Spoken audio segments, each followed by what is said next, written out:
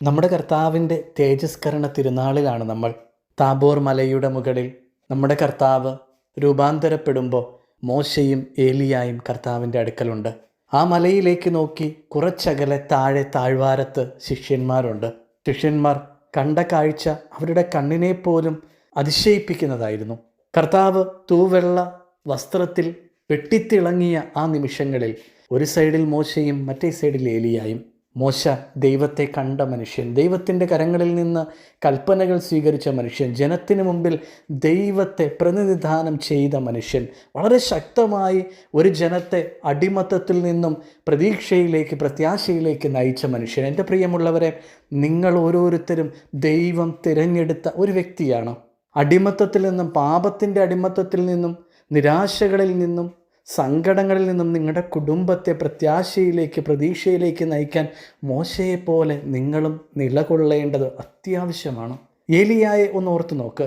ഇത്രയും ശക്തനായ, ധൈര്യശാലിയായ ഒരു പ്രവാചകൻ, ശക്തനായ ഒരു പ്രവാചകൻ, ശത്രുക്കളുടെ മുമ്പിൽ ദൈവത്തിൽ അടിയുറച്ച് വിശ്വസിച്ച ഒരു പ്രവാചകൻ, സ്വർഗത്തിൽ നിന്നും തീയിറങ്ങാൻ ശക്തമായി പ്രാർത്ഥിച്ച ഒരു പ്രവാചകൻ, ദൈവം സംസാരിച്ച ഒരു പ്രവാചകൻ.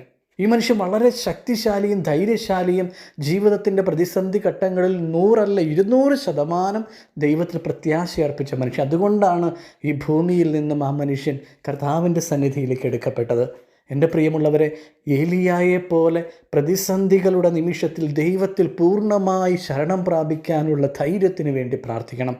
ജീവിതത്തിലെ പ്രശ്നങ്ങളിൽ ഏലിയായെപ്പോലെ ദൈവത്തിൽ പൂർണ്ണമായി സകലതും വിട്ടുകൊടുത്ത്, എൻ്റെ ദൈവം എൻ്റെ കൂടെയുണ്ട്, എൻ്റെ ദൈവം അത്ഭുതം പ്രവർത്തിക്കും, ഇതും കടന്നു പോകാൻ ദൈവം അനുവദിക്കും എന്ന് ഉറച്ചു വിളിച്ചു പറയാനുള്ള ഒരു ശക്തിക്ക് വേണ്ടി ദിവസം പ്രാർത്ഥിക്കണം. ഇനിയും നമ്മുടെ കർത്താവായ യേശു മിശിഹ, കർത്താവിൻ്റെ സ്നേഹത്തിന് ഒരു അളവുകോലില്ല എന്നുള്ളതാണ്. ഒന്ന് ഓർത്തു നോക്ക്. രൂപാന്തരീകരണ സമയത്ത് അത് ദർശിക്കാൻ അവൻ തിരഞ്ഞെടുത്ത് അവൻ്റെ ശിഷ്യന്മാർ അടുത്തുണ്ട്. ഇന്ന് എന്നെയും നിന്നെയും അവിടുന്ന് തിരഞ്ഞെടുത്തിട്ടുണ്ട്. എന്തിനാണെന്നറിയാമോ?